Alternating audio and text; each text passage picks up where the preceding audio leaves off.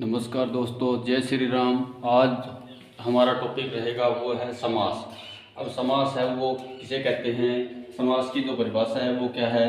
अलग अलग अर्थ वाले दो शब्दों, कितने शब्दों के, दो शब्दों व दो पदों के योग से बनने वाला नया पद या नया शब्द समास या समस्त पद कहलाता है।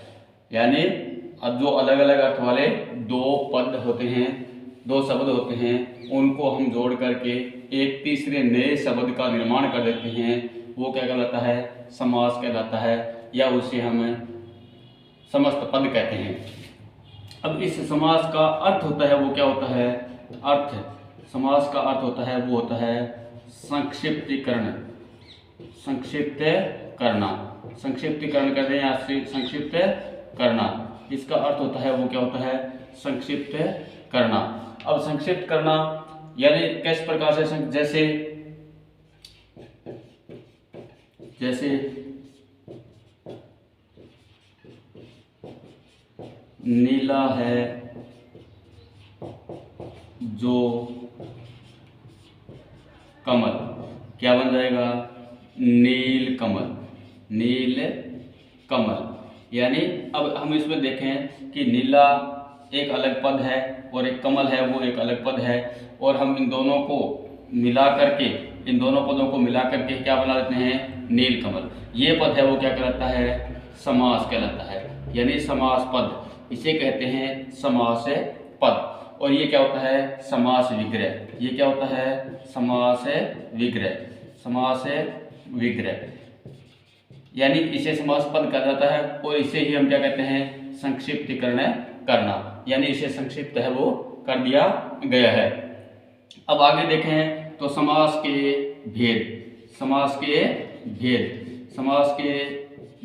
कितने भेद होते हैं, समास के कुल 6 भेद माने जाते हैं।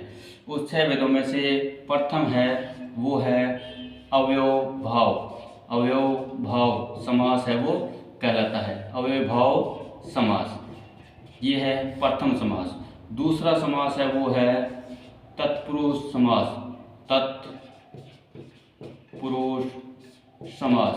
क्या कहता है, तत्पुरुष समास।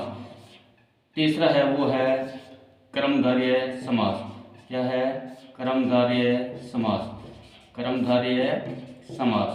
तीसरा क्या कहलाता है, कर्मधारय समास। इसके बाद 4 नंबर पर आता है वो है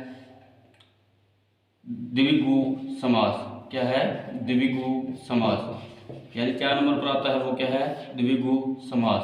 5 नंबर पर आता है वो है द्वंद्व समास। 5 नंबर पर द्वंद्व समास। 6 नंबर पर आता है वो है बहुव्रीहि समास, क्या है, बहुव्रीहि समास। यानी समास के 6 भेद होते हैं।